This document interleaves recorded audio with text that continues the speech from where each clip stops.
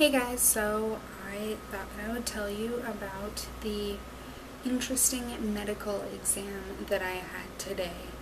I promise that I will make a video about how my first week has gone, but just so much has happened that I want to wait until the whole week is over and then I can just, mentally compile all the information and then I will make a video about it. So don't worry, that will be coming out soon by Sunday, I believe. So I don't have too many plans this upcoming weekend. So first, the medical exam is required by the country for foreign teachers. It's just to make sure that they don't have any diseases, whether that's just regular, not necessarily regular diseases, but tuberculosis and stuff like that. And they also check for STDs because they're afraid that foreigners are going to be bringing over STDs and infecting all of Korea. Also to do a drug check to make sure that they're not trying to bring drugs in and you're someone who's more responsible, so not doing drugs. And also just to check your general health so that they know that your health will not be an issue while you're teaching here in Korea. So at it was either a hospital, I think it was a hospital, or just general doctor's office, I couldn't really tell. They really didn't speak any English, but they were very nice and understanding of me since I really don't know that much Korean at all. Only one person knew English, and I'll talk about him a little later. But so, first thing that I had, the other girl and I that went had to do was we had a just general checkup where they checked our height and weight and blood pressure, and they also checked our eyesight. But of course this was the actually second day that I'd forgotten my glasses, but I almost never forget to wear my glasses. I don't know why I have 2 days in a row. But so I didn't have my glasses with me, and they had to check my eyesight, and I was just like, I have no idea what that says, because my eyes aren't too terrible, but there were numbers mixed in with Korean characters, and I hadn't worn my glasses almost all yesterday either, so my eyes were really tired, and that was stressful. So the doctor seemed a little bit concerned, but still my eyesight isn't bad enough for it to be a super issue. And I told her, oh, I forgot my glasses. I don't know if she understood it, but whatever. I obviously put my glasses back on, and I'm also getting a second pair this weekend sometime because glasses are so cheap here. So I'm excited to just get another pair for fun. So then after they did the just general checkup, I had to do a urine test, and this is for the drug, at least just the drug testing. And in America, when you do a drug test, you're given that little plastic cup that has a lid on it, and you go to a patient bathroom, which is a pretty discreet place. You set it on a discreet tray, usually in the bathroom or right outside the bathroom, and it's not publicized like, hey guys, I'm gonna go pee in a cup now. Usually they provide you with like moist towelettes, whatever, to at least clean your hands. Here, that is not the case.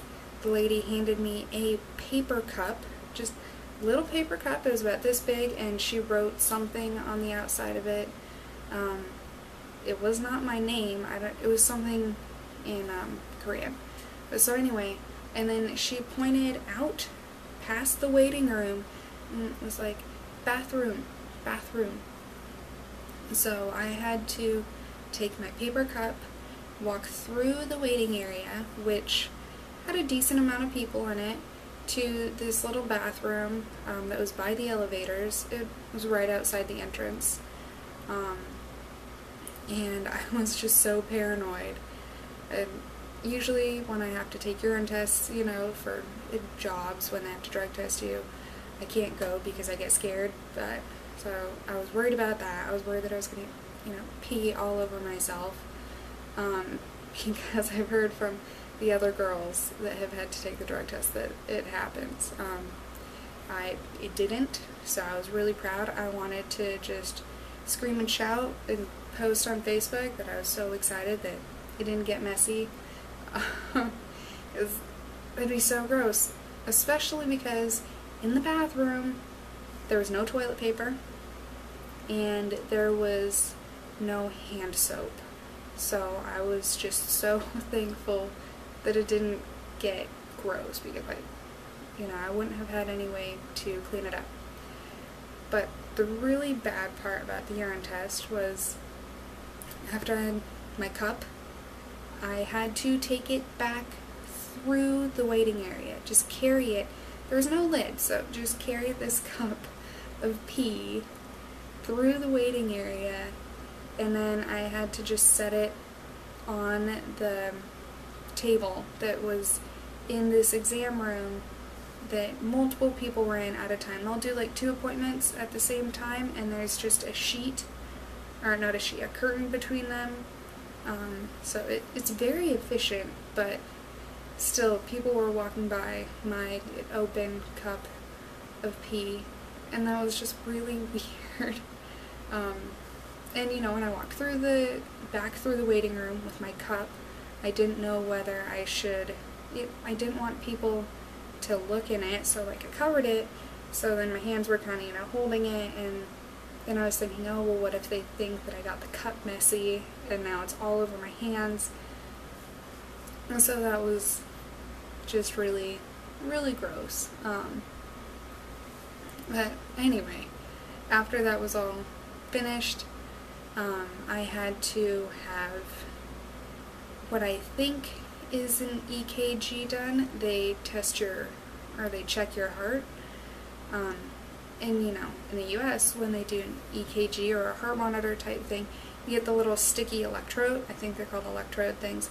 And they're put, you know, on your chest, your abdomen, and like your ankles. But here, they have these clamp things. They put them on your wrists and your ankles, so you have weird clamps with cords or wires coming off of them. And then they use these things that are suctions. So they suction them to you, but if you're female, they suction it all on your left boob, which was just a very uncomfortable experience. So there's one on my right, and then like 4 or 5 on my left.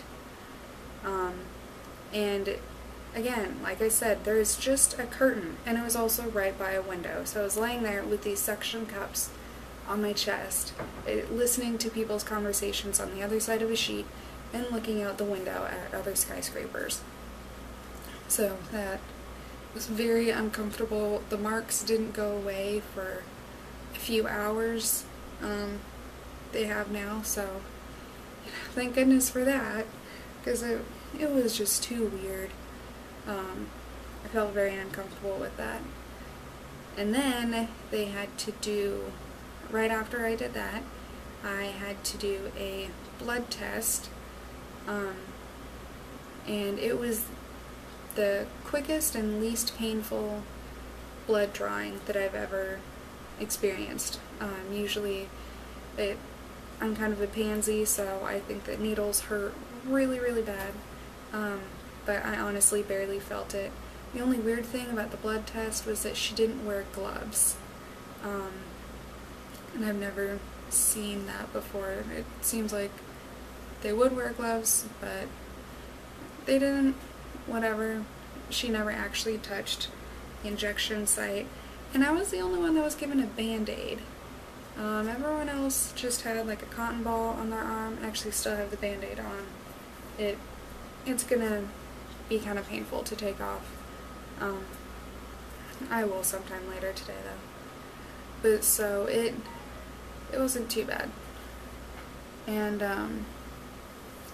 so then after that, I had to get a chest x-ray because I think that it just checks the heart and lungs or something. I don't really know what the reason for it is. And that's, oh, really quickly, they called the other girl by her first name. Her first name is Cynthia. So whenever anyone was calling her over to do another test, they would say, Cynthia, Cynthia, and she would come over. And then I couldn't understand what they were saying to me, but they would just like eventually point and be like, you know, come here. But they do this. Your hand does not go up, it goes down. So they'd point and, you know, tell me to come over. And then I started listening, or, you know, trying to listen to them a little more to see if they would say Cammy. They were calling me Nelson. So they'd look at me, Nelson, Nelson, and call me over. And I was like, why can't they call me by my first name? But, you know, it was a little funny. So the guy that did the chest x-rays, he was the only one that spoke English, and it was still pretty minimal English. Or not, one of two people that spoke English. Pretty minimal. But he was very nice. And when I walked in, he said, do you speak Korean? I was like, sorry, I don't. He's like, okay. Do you have on brassiere? And I just, you know, people rarely say brassiere. I was like, yes. I don't know if maybe Korean women commonly don't wear a bra, but in America we do. So, of course, I was wearing one, and then he, you know, showed me where to put on the dressing gown. And then to get the chest x-ray, you have to, there's like this kind of board thing, the little chin rest.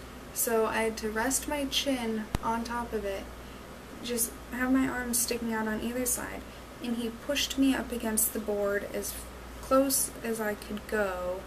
And I was standing while I was doing this, and I can't go, you know, completely flush with it because I do have a chest, you know. So he just kept trying to push me, and it wasn't working, and it was very uncomfortable. But then, you know, he just took the x-ray really fast.